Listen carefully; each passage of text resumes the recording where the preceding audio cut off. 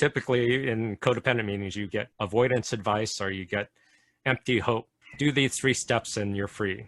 And then when you do the 3 steps, you can't go back to the person who gave you the advice because he's gone. So the codependent fixer can give you advice and they're not responsible for you figuring out how to apply it in real time. So this is the advanced loop.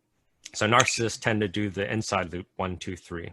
And then codependents do a reverse 1, 2, 3. But codependents and narcissists do both.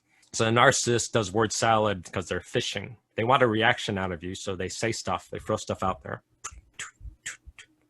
to get you to react. If you react, that means you're in pain. That means they found a pain point. They hooked you.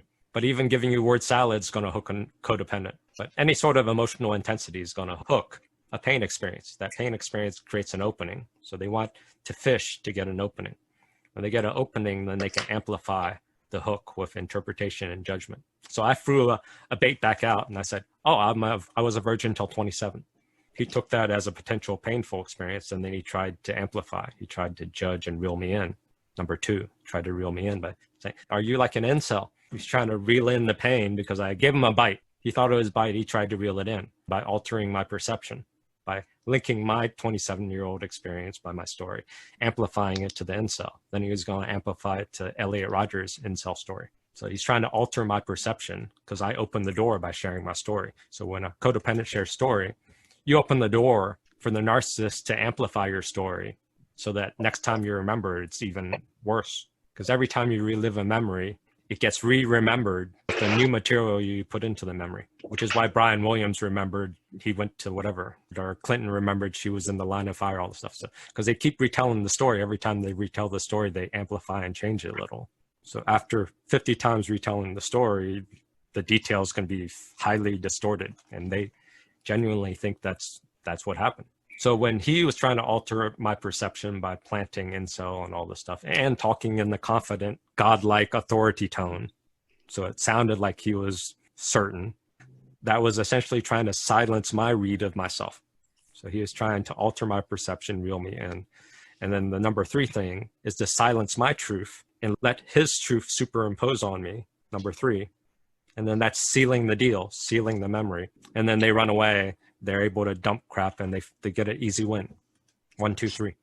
Codependents do 1, 2, 3, 2. They typically do the 1, 2, 3 with the inner critic. So you're already doing this in your head. That's the virus of the narcissist for your narcissist parent grooming.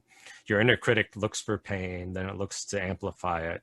Then it says, woe is me, I suck, I've always sucked, I'm never going to get any better. And then you silence your inner intuition and you just continue inner critic. So then you spend all your time trying to fight the inner critic. Codependents tend to internalize the inside loop, while narcissists tend to externalize it. The codependent external loop is you come to these support group meetings and you look for pity stories, or you share your pity story. Life sucks, my narcissist harmed me here, blah, blah, blah, pity story. So you unfreeze your pity story. And now there's an opening, number 1. So part 1 is you join somebody else's pity story, but you don't really join their story because you're terrible at listening. You listen to their story and that triggers your pity story. And now you superimpose your story on top of their story because you don't give them space to tell them their story. You already jumped in and dived in because you have urgency. You see something that needs fixing. You hear the pity story, instantly you go into fixing mode because you hear just the first part. You join in with your baggage and you want to go to number 2. Number 2's here. So number 2, the 2 go-tos for codependence. It's not all of it. You give avoidance strategies. So you add anxiety to the other person by saying, you need to do this. You need to listen to Richard Grannon. You need to hoard YouTube things. You need to check out this expert. You need to go to a therapist. There's an infinite amount of things you can offer people to create the illusion of control. The second thing of number 2 is you can give people false hope. Oh, you don't suck so bad. You're okay. You just have to do this and now you're free. There's a utopia. Just keep having faith. It's okay. You don't suck. You're not so shameful. So what if you sucked for 10 years, blah, blah, blah. It's okay. I'm not judging you. No one judges you here, blah, blah, blah. The world loves you, which the world doesn't. The world doesn't give a damn about your traumas. But here, we all love you temporarily until you're annoying. So you give this false hope. So typically you give these 2, false hope or anxiety, control strategies. Do this, do that. You just have to learn more and somehow you'll get less fear. And then number 3, this is the invisible part of codependence. Then you just move on to the next fix. So you abandon the person and you're essentially enabling their pain because you aren't really giving them any advice that's based on their story. It's based on your story. Because listening to people is a pain in the ass because you have to give them space and it's annoying. You got to make sense of their crap stories. No one really wants to listen to anybody. Everyone's alone. That's the rules of the real world.